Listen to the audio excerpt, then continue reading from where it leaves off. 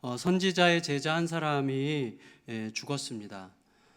선지자의 공동체에서 제자로 이제 훈련받던 사람 중에 한 사람이 죽었고 결혼한 분이고 두 아들이 있는데, 그래서 이제 남겨진 미망인과 두 아들은 아주 가혹한 현실의 늪에 빠지게 되었습니다. 그래서 1절에 보면 그 남편이 죽었고 또 이제 여자는 두 아들과 함께 있는데 빚쟁이가 와서 아이들을 데려가려고 하는 그런 상황입니다. 성도 여러분, 빚져 보셨잖아요. 또 지금 저희 교회도 물론 빚이 있는데 빚진 자의 마음은 얼마나 힘듭니까?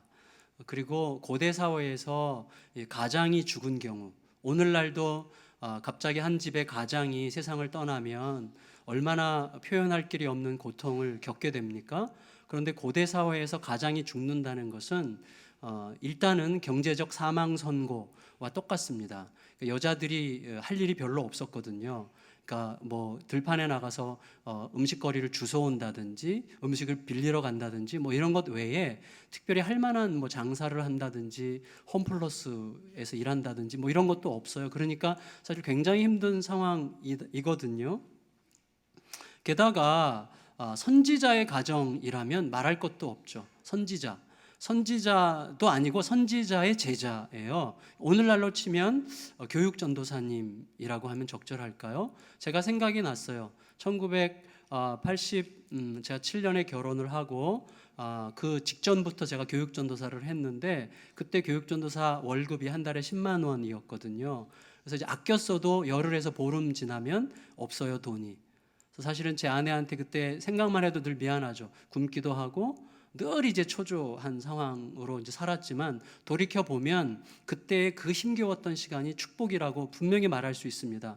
그렇지만 그 상황 자체에서는 때로는 굉장히 비참하고 서럽고 내가 뭐 하는 짓이지? 뭐 이런 식의 생각이 들 때도 있거든요. 선지자의 집인데 지금은 좀 나아졌을지 모르겠는데, 이 고대 사회에서 선지자의 제자라면 그 가정이 사실은 굉장히 힘들 수밖에 없어요. 특히 그 시대가 어떤 시대입니까?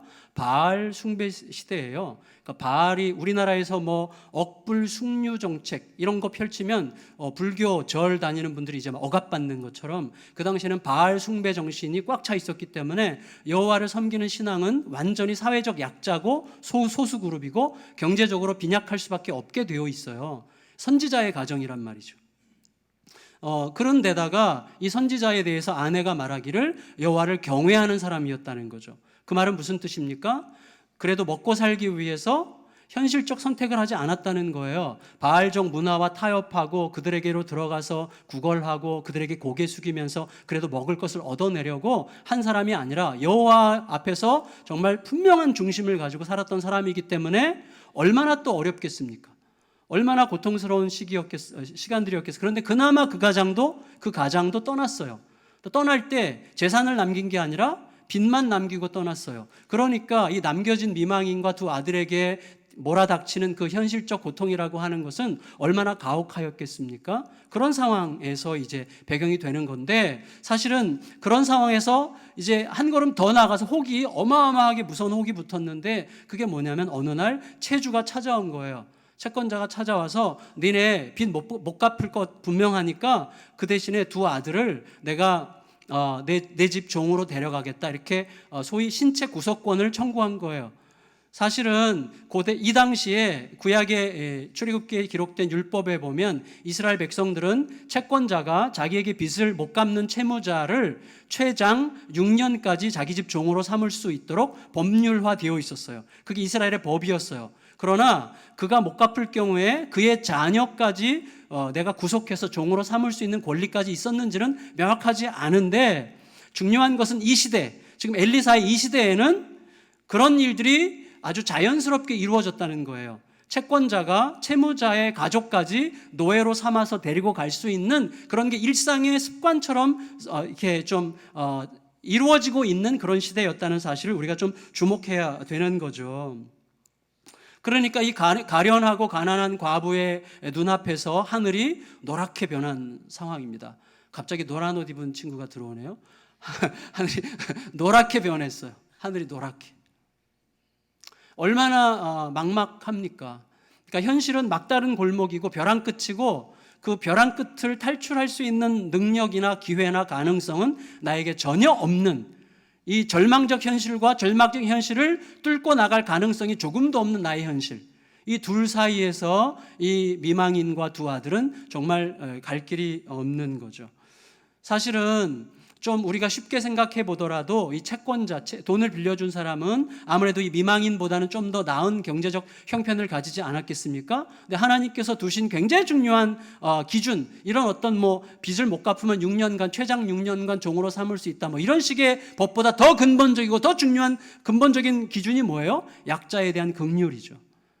하나님께서 더 깊게 주신 법은 이웃에 대한 사랑이고 약자에 대한 긍휼이고 소수자에 대한 배려거든요. 그런데 이 사람에게는 그런 게 없어요. 왜냐하면 그 시대를 반영하고 있는 어떤 사람일 뿐이죠. 이 사람은 그 시대의 사람. 바알적 가치관은 뭐예요? 더 많이 가진 자가 더 많이 가지기 위해서 못 가진 자를 착취하고 빼앗고 밟고, 그래도 나 하나 괜찮으면 된다는 사고방식이 쫙 걸려있는 게 바알의 가치관이거든요. 바알의 가치에 물들었던 아합 왕이 어떻게 했습니까? 나봇의 포도원을 강제로 뺐잖아요. 그게 그 시대의 정신이에요. 그런 시대의 정신 속에 살아가는 수많은 백성들 중에 하나였던 채권자에 의해서 이 가련한 미망인과 두 아들은 지금 절체절명의 위기 속에 빠지게 된 거죠. 그러고 보면 이 오늘 본문에 등장하는 주인공, 이 미망인은 오늘 현실을 살아가는 그리스도인의 삶과 굉장히 유사하다고 생각이 되었습니다. 하나님의 가치를 멸시하는 세상이죠. 여기서야 제가 저는 밖에 나가도 똑같이 얘기할 것 같은데, 그래도 여기서는 우리가 하나님 얘기하고 말씀의 가치를 얘기하고 믿음의 중심성을 이야기하지만 현실 속에 딱 들어가면 약간 찌그러지기도 하고 위축되기도 하고 멸시당하기도 하고 그게 너 먹여주나 이런 식의 어떤 시선들을 우리가 느껴야만 하는 그런 상황 속에 살아가고 있지 않습니까? 그럼에도 불구하고 그런 세상 한가운데서 그래도 하나님의 뜻대로 사는 것이 옳은 길이고 궁극적으로 사는 길이라는 믿음을 가지느라고 현실적으로 좀 더 안전한 현실적 조건들을 확보하는 일을 놓쳤어요. 그럼에도 불구하고 여전히 하나님의 뜻대로 사는 게 옳은 것이라는 확신으로 어렵게 버티고 또 버티면서 살아왔지만 이제는 더 이상 견디기 어려운, 어떻게 해볼 도리가 없는 어려운 상황이 현실 앞에 다가오게 된 것이죠. 거기서 벗어날 능력도 없고 벗어날 가능성도 없는 이 막막함, 그때 어떻게 하면 좋은 건가요? 그때 어떻게 해야 되죠? 하나밖에 없는 거예요. 부르짖는 거죠. 부르짖는 거. 근데 사실 우리들이 알듯이 부르짖는다는 게 결코 쉬운 일이 아니지 않습니까? 부르짖을 수밖에 없는 상황에서 결코 부르짖지 못하는 사람들이 얼마나 많습니까? 해결할 힘이 없다는 걸 알아요. 그럼에도 불구하고 끝까지 나밖에는 누구 대신 해결해 줄 사람도 없고 나 대신 번민해 줄 사람도 없다는 확신 속에서 끝내 좌절하다가 어떻게 합니까? 마지막 벼락 끝에서 천길 낭떠러지로 자신의 인생을 마무리하는 분들이 종종 계시지 않습니까? 너무나 안타까운 거죠, 진짜. 너무나 안타까운 거죠. 여러분, 부디 절대로 그러지 않기로 이 시간 결정하세요. 마음을 결정하셔야 됩니다. 제가 몇 번 고백했지만 자살 충동이 어떤 것인지를 1년 동안 우울증 속에서 느꼈었기 때문에 얼마나 그게 고통스럽고 얼마나 한순간의 사건이 될 수 있는지를 압니다. 그럼에도 불구하고 그렇게 하지 않기로 결정해야 됩니다. 부르짖는 게 중요해요. 여러분, 막다른 길이 있어요. 그러나 나는 너무나 무능해요. 그 막다른 길과 무능한 나 사이에서 우리를 부르짖게 하는 게 있기 때문이에요. 그게 뭐예요? 복음이죠. 복음은 뭡니까? 완전히 파산난 우리들의 영혼, 이 땅에 전혀 소망이 없이 죽음에 삼켜질 수밖에 없는 우리를 위해서 유일한 구원의 길이 우리에게 일방적으로 임한 거예요. 그게 예수 그리스도의 복음이죠. 우리 앞에 예수님이 계십니다. 절대로 잊지 마세요. 현실이 예수님에 대한 믿음을 삼키지 못하도록 마음을 결정하는 게 중요합니다. 이 여인은요, 막다른 길 끝에서 선지자 공동체에 호소하기로 결정했어요. 이 공동체, 선지자 공동체에 호소하자. 그래서 공동체를 끌고 가는 엘리사를 찾아간 거예요. 제가 분명하게 단언할 수 있는데 우리 시대의 희망은 하나밖에 없습니다. 하나님의 절대 주권을 온전히 인정하는 사람들로 모인 공동체만 우리 시대의 희망이에요. 많은 사회문화 전문가들이 하는 얘기가 21세기의 가장 심각한 바이러스가 뭐라고요? 21세기의 가장 심각한 바이러스는 우울, 피로, 중독입니다. 근데 이것을 해결하는 것은 약물이 아니에요. 이걸 해결하는 유일한 방법은 그들을 정죄하는 것도 아니에요. 유일한 해결 방법은 공동체라고 하는 게 공통적인 의견이에요. 공동체. 여러분, 사람은요, 나를 맡길 수 있는 공동체 안에서 소속감을 느끼면서 뭐가 회복됩니까? 모태의 안식이 회복되는 거예요. 어릴 적 어머니 뱃속에서 있었던 그 안식, 그 평화, 그게 회복이 되는 거예요. 언제? 그 공동체 안에 머물러 있을 때 나를 용납하고 나를 품어주고 나를 있는 모습 그대로 받아줄 수 있는 공동체를 만나고 그 공동체 안에 거할 때 그 사람 모태의 안식과 그 다음에 자궁의 평화가 회복되는 거예요. 그러면서 그의 문제가 치유되기 시작한다는 거예요. 자기 희생적 사랑이 흐르는 어머니 같은 공동체, 자기를 내어주는 사랑의 강수가 흐르고 있는 예수 그리스도의 몸이 된 예수 그리스도 중심의 공동체가 답이에요. 그것 외에는 진짜 답이 없습니다. 그래서 교회가 이 땅의 유일한 희망이라는 사실을 정말 갈수록 느끼게 돼요. 그래서 이 두 가지 질문 앞에 우리는 사실 서 있는 거예요. 교회가 이 땅의 유일한 답이다. 두 번째, 현실의 교회는 이 땅의 유일한 답이 될 수 있는가? 이 명제와 이 질문 사이에서 우리는 두려워하고 있는 거죠. 그런 의미에서 이런 정말로 본래적 공동체의 얼굴에 전혀 훨씬 못 미치고 있는 우리 모두는 안타까워해야 되고, 그런 공동체를 정성을 다해 가꾸어 가기 위해 혼신의 힘을 다해야 됩니다. 몇 년 전에 제가 설교 준비하면서 생각이 났어요. 저희가 상가에 있을 때에 우리 공동체 안에서 늘 그분은 얼굴이 밝았거든요. 그분에게 그런 어려움이 있는 줄 몰랐는데 그분이 남모르게 우울증을 깊이 앓고 계셨고, 갑자기 그분이 스스로 벼랑 끝에서 그냥 떨어지셨어요. 저는 그 장례식에 가서 제가 무슨 얘기를 했는지를 기억이 안 나요. 그래서 제가 그 가정이 생각나면서, 그분에게 아들이 하나 있었고 그때 군대를 막 갔었던 때인데 그 아들을 못 본 지가 제가 한 1년도 넘은 것 같아서 제가 굉장히 두려워졌고 고통스러워졌고, 그 이후로 그 가정이 어떻게 사는지를 제가 돌아보지 못했다는 자책감 때문에 너무너무 힘이 들었어요. 근데 아까 2부 예배 끝나고 어떤 권사님께서 그러시더라고요. 교회 잘 나오고 있으니까 걱정하지 말라고. 그래서 제가 위로가 되었는데, 그래도 사실은 제가 그런 얘기를 그때 했던 것 같아요. 요즘에는 우울증으로 인한 죽음을 좀 killed by chemistry 이런 식으로 표현해요. 화학적 작용에 의한 살해라고 해석을 하긴 하는데, 사실은 어떻게 보는 게 정확한 것인지 잘 모르겠어요. 그렇지만 저도 우울증에 걸렸던 사람으로서 알게 돼요. 그렇게 말할 수밖에 없겠다는 생각을 좀 할 수도 있는 것 같아요. 그런데 어쨌거나 그분을 품어줄 힘이 우리에게 없었다는 것이 여전히 제 가슴속에 약간의 상처로 남아 있습니다. 최근에도 한 자매님이 같은 증상으로 교회에 오는 발길을 끊었어요. 저 그동안 전화를 몇 번을 했는데 계속 통화를 못하고 있다가 지난 주간에 통화가 됐는데 다행히 집 앞에 있는 다른 교회를 다니고 계시더라고요. 참 감사했지만 한편으로 부끄러웠어요. 우리에게 그를 품을 힘이 모자랐구나, 이런 생각 때문에 사실은 마음이 힘들었습니다. 여러분, 공동체를 위한다는 행동이 누군가에게는 상처가 되기도 하고, 또 이 사람을 위하려고 할 때 저 사람에게는 눈물이 흘려질 수가 있는 이 불가피한 일들이 많더라고요. 그런데 이런 불가피한 경우가 아니라면, 어쩔 수 없는 경우들이 있는데, 그렇지 않다면 사실 우리들 자신을 가만히 들여다봐야 됩니다.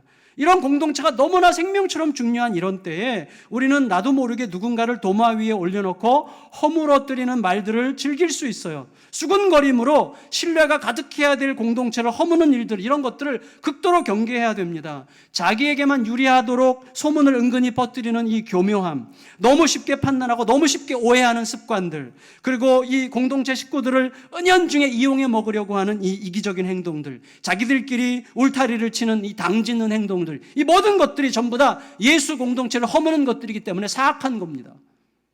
정말 극도로 경계해야 되는 거죠. 극도로. 그래서 우리가 정말 그리스도 몸으로서의 공동체를 세워가기 위해서 정말 분투해야 되고, 저의 최대의 과제죠. 저도 어쩔 줄 모르겠는 거죠. 근데 주님께서 뭔가 이렇게 일으키시려고 하는 것 같아요. 제가 어제 새벽에도 고백했지만 요즘에 하나님이 은혜를 많이 주셔가지고 개척할 때 그 그 선한 열정, 개척할 때 그 순전한 어떤 열심, 이런 것들이 다시 막 일어나는 걸 요즘에 좀 느끼고 있습니다. 몇 주 전에요, 수원 구치소에서 편지가 하나 왔어요. 수감자 여자분인데 사실은 그 한때 우리 교회를 좀 한 2년 3년 다녔던 자매인데, 정말 자라온 환경이 너무나 힘든 천덕꾸러기로 살 수밖에 없는 환경이었고, 그리고 그런 삶을 계속 반복하면서 자기를 그 굴레 안에 계속 가두는 방식으로 살아왔기 때문에 참 힘든 자매였어요. 그래서 그 편지가 구치소에서 왔을 때 정말 미안하게도 처음에 살짝 귀찮았습니다.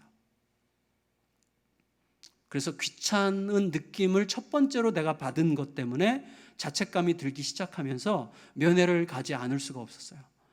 그래서 너무 미안해가지고 면회를 갔는데, 이런 생각을 했어요. 가면서 그전에도 이 자매가 마지막 기댈 곳이 여전히 미성숙함으로 가득한 이 보잘것없는 공동체뿐이었다는 사실이 너무나 안쓰럽고 너무나 미안했어요. 그래서 면회를 갔다 왔는데 그 자매가 그러더라고요. 구치소에 들어간 지 2달 됐는데 제가 자기에게 면회온 첫 번째 사람이었다는 거예요.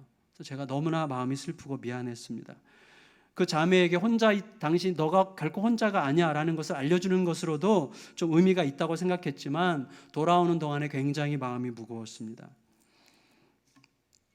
아까 2부 예배 끝나니까 어떤 분이 제가 면회를 좀 하고 싶습니다 이렇게 자원을 하시더라고요. 근데 어쨌거나 여러분, 우리에게 이런 공동체가 너무나 필요한데, 가련한 이 과부는 공동체에 부르짖었어요. 이 엘리사는요, 이 여인의 이야기를 듣자마자 채권자를 비난하는 대신에 있는 현실 그대로를 속히 받아들이면서 가장 합당한 해결 방안이 뭔가를 기도했던 것 같아요. 그래서 2절에서 이렇게 이야기를 합니다. 2절 같이 다시 한번 읽겠습니다. 2절 시작. 엘리사가 어떻게 하랴? 내 집에 무엇이 있는지 내게 말하라. 그가 이르되 계집종의 집에 기름 한 그릇 외에는 아무것도 없나이다 하니. 여러분, 저는요 1절과 2절 사이에 엘리사의 기도가 있었다고 확신합니다. 엘리사가 이렇게 얘기했어요. 내가 너에게 뭘 어떻게 해줄까? 너의 집에 뭐가 있는지 내게 말해. 이 말을 엘리사가 자기에게 무슨 대단한 영적 권세와 능력이 있는 것처럼 느끼고 했던 말이라면 사실은 그것은 모순이에요. 왜냐, 우리가 알고 있어요. 모세가 르비딤에서 이스라엘 백성들이 물을 달라고 할 때 반석을 치면서 내가 너희를 위해서 물을 내랴 라고 말한 것 때문에 하나님으로부터 엄청난 진노를 받지 않았습니까? 그런 걸 비추어 볼 때 엘리사가 그저 자기에게 대단한 능력이 있는 것처럼 그런 식으로 말했다고 생각할 수가 없는 거죠. 내가 너에게 뭘 해주기를 바라느냐, 너희 집에 뭐가 있느냐라고 말할 때 그것은 하나님께서 엘리사의 입에 넣어준 말씀인 것 같이 보입니다. 어쨌거나 하나님은 엘리사를 통해서 이 여인의 문제를 이제 매우 구체적으로 다루려고 하시는데, 저의 마음에 뭉클하게 와닿은 한마디가 있어요. 그게 뭐냐면 내 집에 무엇이 있느냐 이거였어요. 이게 오늘 설교 제목인데, 내 집에 무엇이 있느냐. 저는 이 말이 굉장히 아름답게 들렸어요. 여러분 보세요. 하나님께서 아무것도 가진 게 없는 이 가련한 미망인의 문제를 다루실 때 그녀에게 일방적으로 부어주시는 방식이 아니라 그나마 없는 중에라도 그녀에게 있는 어떤 것을 통해서 문제를 해결하시려고 하신다는 거예요. 자, 여기서 저는 예수님의 손길을 보게 됐는데, 광야에서 무수히 많은 사람들이 모였고 다 배고파한다는 것을 느끼셨을 때 예수님께서 그들을 못 먹이셨겠어요? 그런데 예수님은 뭔가를 찾으셨죠.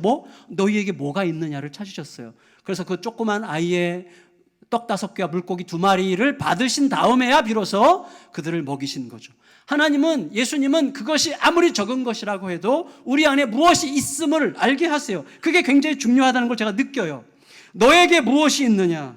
너의 집에 무엇이 있느냐? 저는요 오늘 이 소리가 이번 주 내내 우리들의 가슴에서 울리기를 기대해요. 너에게 무엇이 있느냐? 뭐래도 있어요.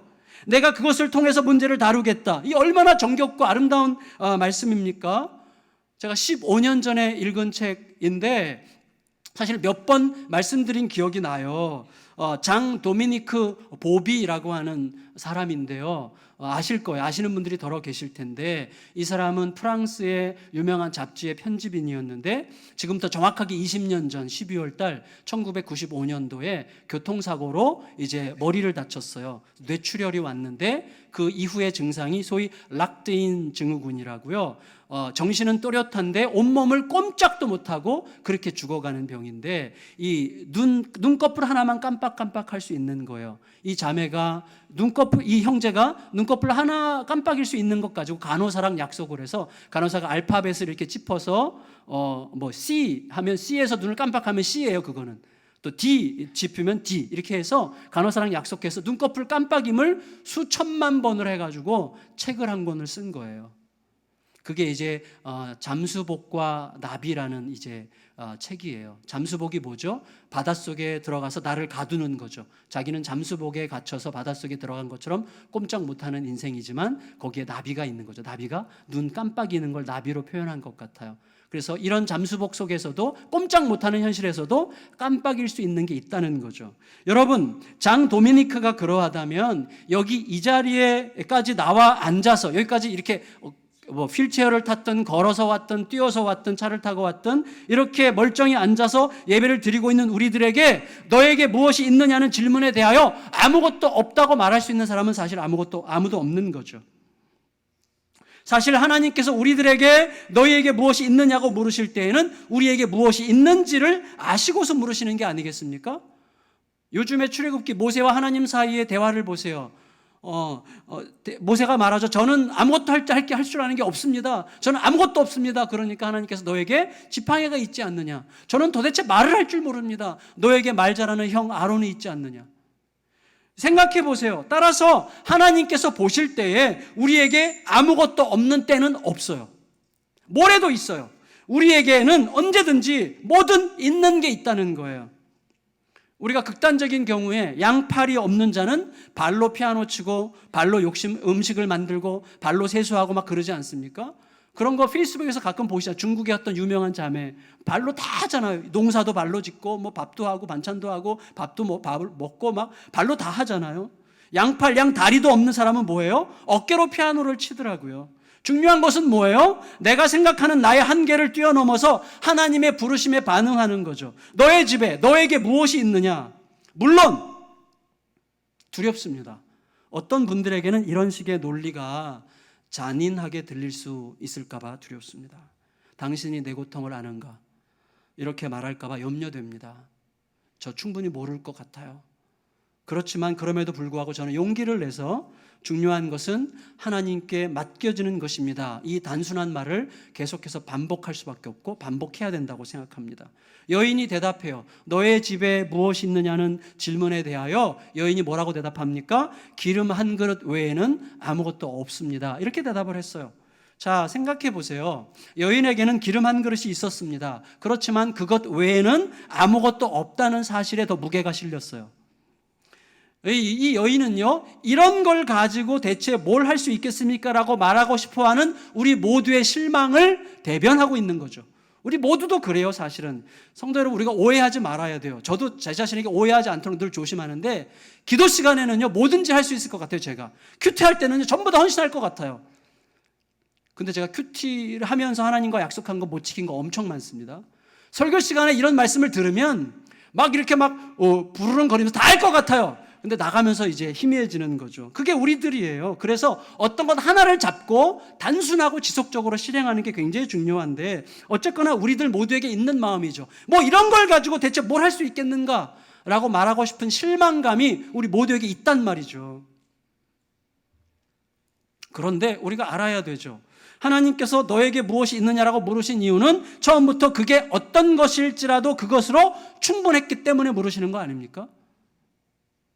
그게 아무리 작은 거라도 그것으로 충분하기 때문에 하나님께서 무엇이 있느냐고 물으시는 거죠. 여러분, 나에게 있는 것이 아무리 보잘것없는 것이라고 할지라도 내 온몸 중에서 움직일 수 있는 것이 눈꺼풀 하나뿐이라고 할지라도 그게 무엇이라도 충분하다는 거예요.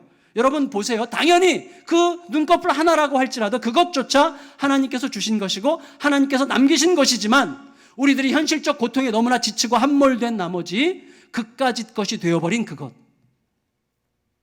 하나님이 주신 거예요, 그것도. 그럼에도 불구하고 너무나 힘들어졌기 때문에 그까짓 것이 되어버린 바로 그것을 찾아야 되는 거예요. 그게 이 여인에게는 기름 한 병이었죠. 역사는 바로 그것을 통해서 시작될 것입니다. 그것을 주님께 드릴 수 있는 믿음이 중요한 것이죠. 그게 큰 믿음이죠. 나로 하여금 할 수 없다고 느끼게 만드는 한계 상황에 대한 나의 판단보다 너에게 무엇이 있느냐고 물으시는 하나님이 훨씬 더 크신 분임을 믿을 때만 맡길 수가 있는 거예요. 맡기는 자에게는 뭐가 나타나죠? 이지선 자매 아시잖아요. 그 예쁘장한 자매가 불이 나서 머리부터 발끝까지 화상을 입고 얼굴이 얼마나 보기 어려워졌습니다. 내년쯤 저희도 한번 초대하려고 하는데요. 얼굴이 얼마나 흉해졌어요. 닉 부이치치 아시죠? 팔다리 없이 태어난 닉 부이치치처럼 여러분, 그런 누가 보기에는 너무나 비참해 보이는 인생이라고 해도 그 어떤 인생 이상으로 가치 있고 의미 있게 살아가지 않습니까?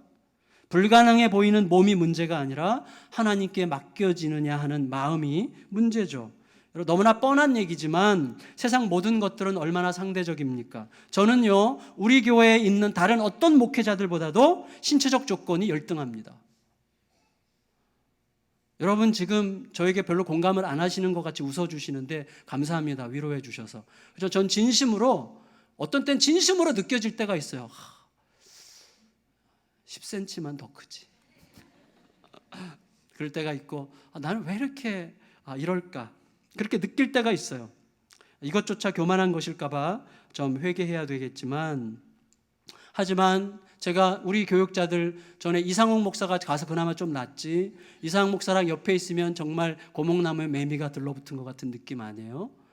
그런데 저는 저를 받아들입니다. 마찬가지죠. 우리 모두가 다 우리 자신을 받아들입니다. 그러나 동시에 저는 장애우 시설에 있는 어떤 장애우들보다 정신적으로나 육체적으로 더 나은 조건을 가지고 있죠. 객관적으로 보면. 그러나 제가 그들보다 정신적으로나 육체적으로 더 우월하다고 말할 수 있습니까? 그렇게 말할 수 없어요. 의미와 가치로 생각할 때 그것은 비교될 수 없는 거예요. 마찬가지로 이지선이나 닉 부이치치도 자신의 신체적 조건이 얼마나 열등한가를 왜 몰랐겠어요? 다 알죠. 동시에 자신에게 움직일 수 있는 무언가가 별것 없다는 것도 알아요. 그럼에도 그나마 그까짓 것이 될 수 있는 그것을, 그까짓 것이 아니라 이거라도 주님의 손에 맡겨주신다면 이라는 생각을 했기 때문에, 자신에게 움직일 수 있는 무언가가 있다는 사실에 더욱 집중하기로 작정했기 때문에, 그것을 주님께 맡겼기 때문에 그런 의미 깊은 활동을 할 수가 있었던 거죠. 핵심은 언제나 뭐죠? 할 수 있는 것이 무엇이 있느냐 없느냐가 아니라 무엇이든 하나님께 맡겨졌느냐 맡겨지지 않았느냐 그거죠. 무엇이든지 하나님께 맡겨지면 길에서 휴지 박스 줍는 할머니의 인생도 절대 비참하지 않죠. 제가 전에도 말씀드렸어요. 그분은 오늘도 하루에 200원씩 박스를 주셔서 매일 200원씩 선교비를 모아서 선교사들을 돕고 계세요. 저는 그런 할머니를 알고 있고 저는 그분 앞에서는 옷깃이 진짜 여며집니다. 우리들의 모든 작은 어떤 작은 행위들이 참으로 가치와 의미를 지닐 수 있는 유일한 이유가 있다면 그것조차 하나님께서 주신 것이기 때문이고 그것이 주님께 맡겨질 수 있는 것이기 때문입니다.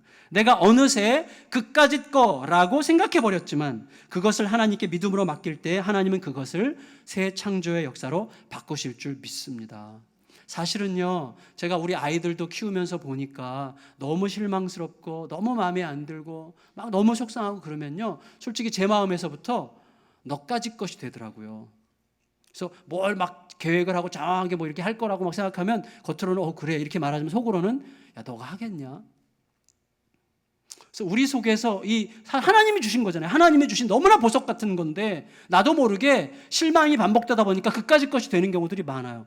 교회 안에서 그래서 예수님께서 형제를 향하여 라가라 이 너까짓 것이 이 골빈놈아 이렇게 말하는 사람은 지옥불을 기대하라고 말씀하셨습니다. 이유가 뭐예요? 그것은 하나님에 대한 경멸이기 때문인데 마찬가지일 거예요. 그 사람이면 더 심각하겠지만 나에게 주신 어떤 일들도 그까짓 것은 없다는 것을 우리가 좀 알 필요가 있는 것 같아요. 물론 알고 있어요.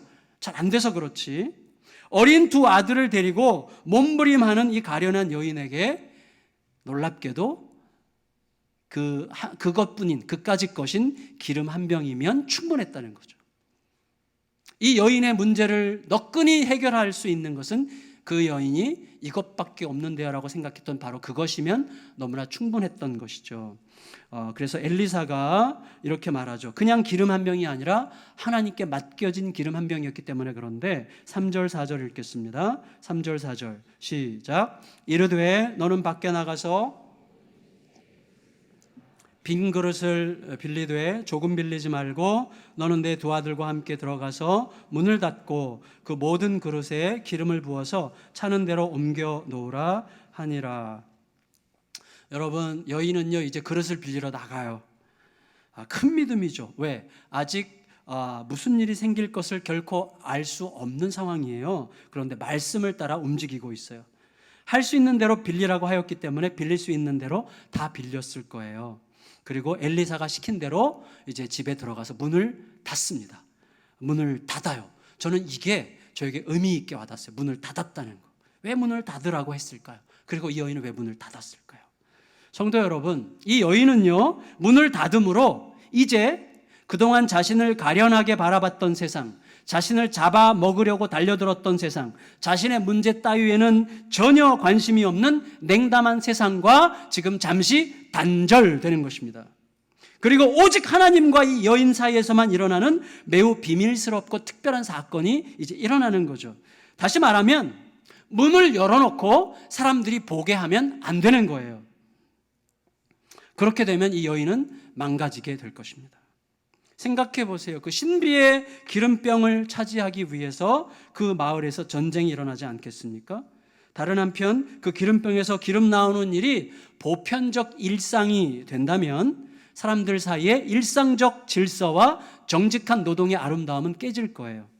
따라서 문이 닫혀 있어야 됩니다. 문이 닫혀 있어요. 사람들이 보면 안 돼요. 저는 이런 상상을 해봤어요. 제가 좀 짓궂어가지고 이 아름다운 기적적 사건이 끝난 다음에 이 여인은 그 기름병을 어떻게 했을까? 여인은 어떻게 했는지 모르겠는데 아마도 두 아들은 가끔씩 거꾸로 흔들어 봤을 거예요. 기름이 또 나오나 안 나오나. 안 나왔겠죠, 당연히. 아니, 나오면 안 되는 거죠. 나오면 안 됩니다. 기름이 계속 나온다면 이 집도 망하고 온 동네도 함께 망하게 될 게 뻔해요.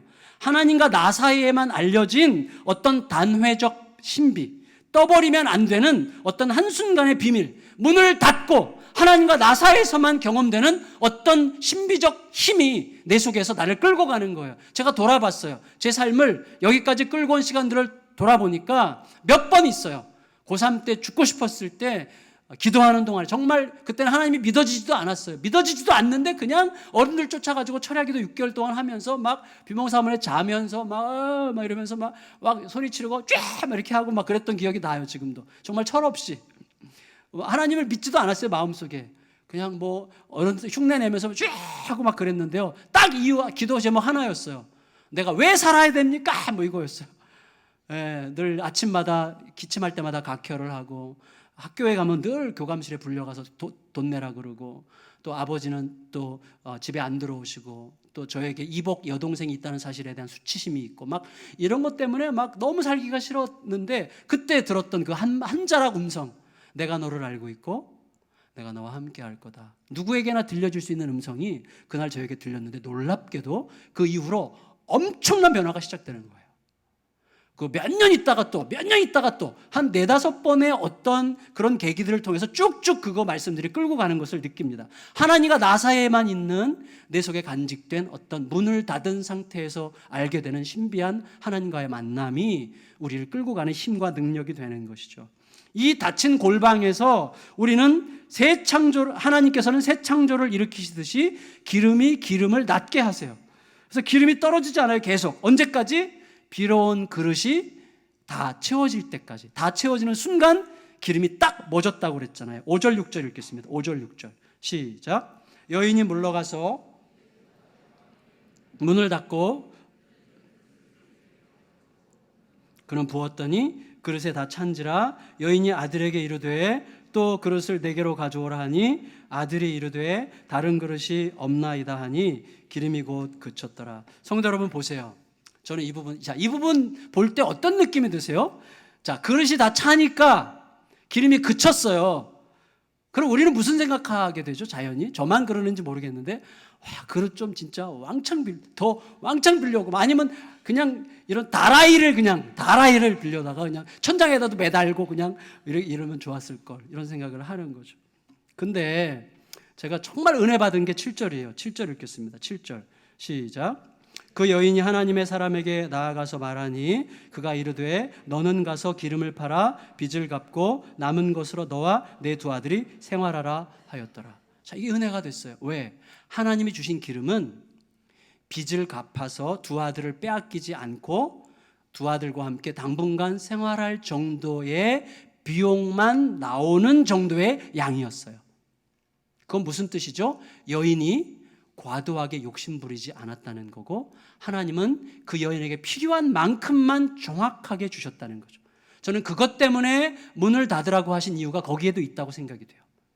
문을 열어놓고 온 마당에 그냥 그릇을 무한대로 우리 주차장 가득히 펼쳐놓고 기름 다 부으면 그 다음에 어떻게 되죠?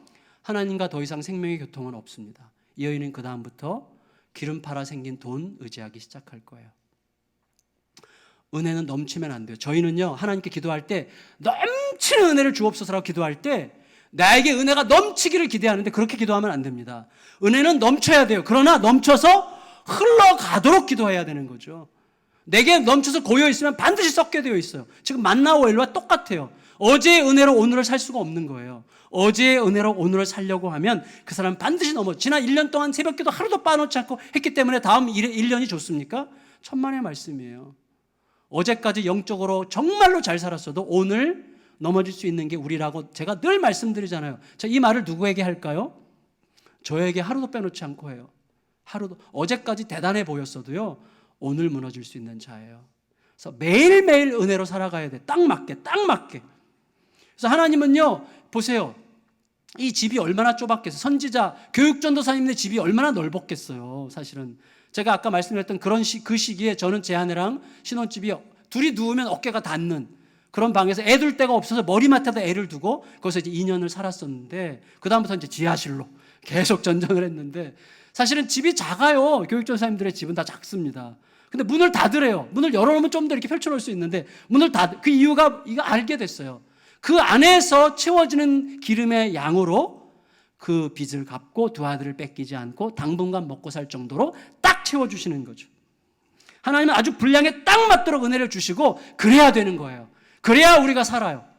우리 막 이만큼 쟁겨놓고 여유 있게 살고 싶은데 사실 그러면 우리는 반드시 무너질 수 있는 자들이죠.